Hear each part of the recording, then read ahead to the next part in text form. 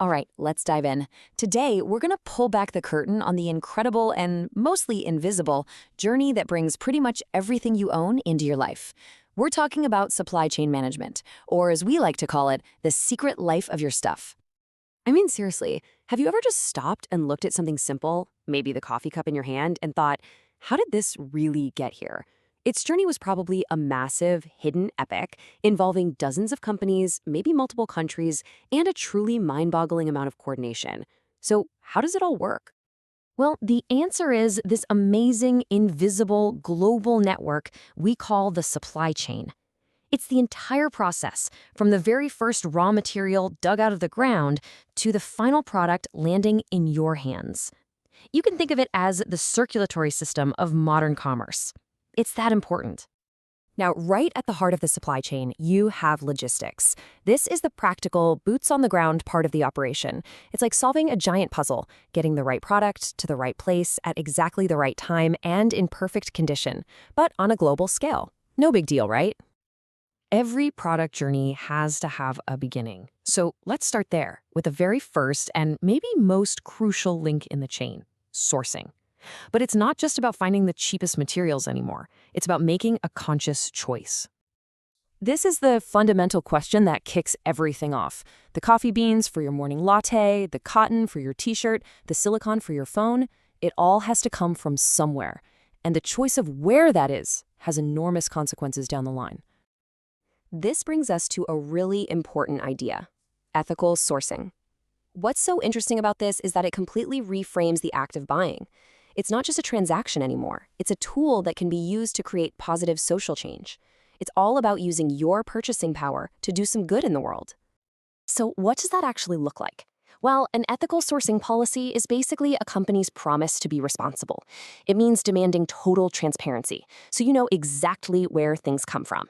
It means ensuring fairness with decent wages and safe conditions for workers. And it means being accountable to everyone involved, from the people on the factory floor all the way up to the shareholders.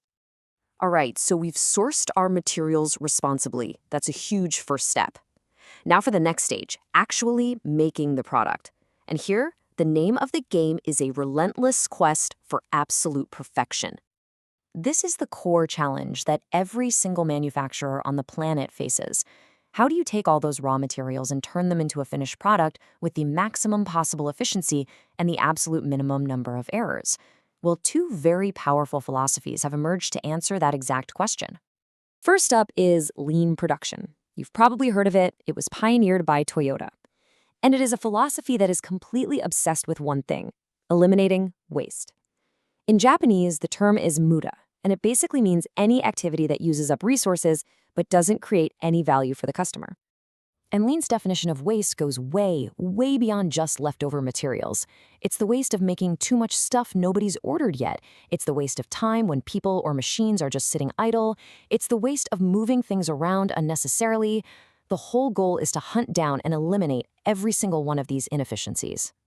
So, getting rid of waste is one half of the equation, a really important half. But what about the other side of the coin? Eliminating defects and errors. For that, we need to turn to another incredibly powerful methodology. Take a look at this number, 3.4. What on earth could that mean? Well, this is the absolutely mind-bending goal of a methodology called Six Sigma. It stands for allowing just 3.4 defects for every 1 million opportunities. That's not just good, that's 99.9997% perfect. It's a staggering commitment to quality. So you're probably asking, how is that even possible? Six Sigma gets there by using a powerful, data-driven cycle called DMAIC. First, you define the problem from the customer's point of view. Then you measure it with data. You analyze that data to find the root cause, improve the process to fix it, and finally, you control it to make sure the problem never ever comes back. It's basically the scientific method for business. Okay, so we've sourced everything ethically and we're manufacturing it almost perfectly. Great. But there's a huge question we still haven't answered. How many of these things should we actually make? And that brings us to the art and science of predicting the future.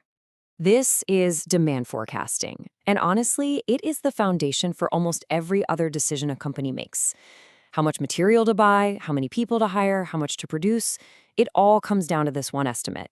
And if you get it wrong, you're stuck with either massive wasteful surpluses or, even worse, frustrated customers looking at an out-of-stock notice. So, how do companies do it? Well, they use two main approaches.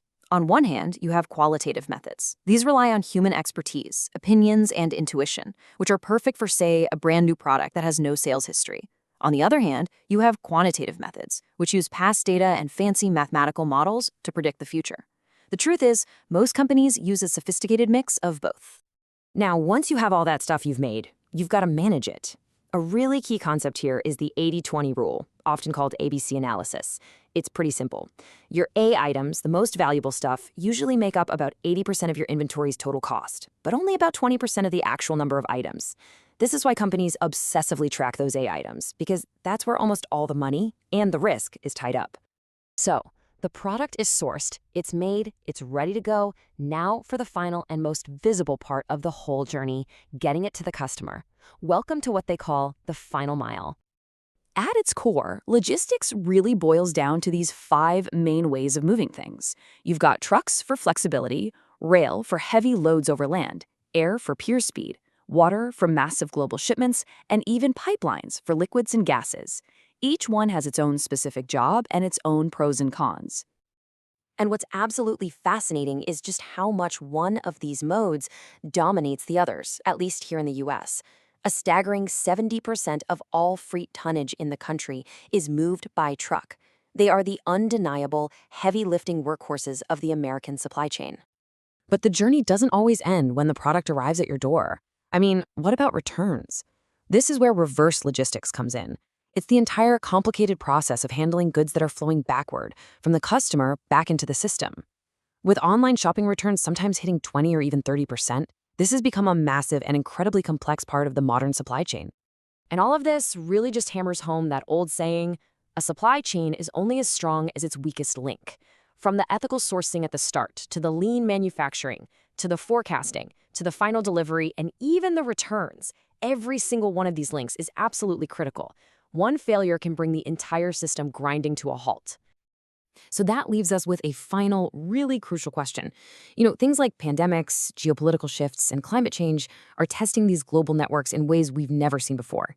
As our world keeps getting more complex and unpredictable, how will these invisible chains that we all depend on need to change, to adapt, to become stronger and more resilient, simply to survive?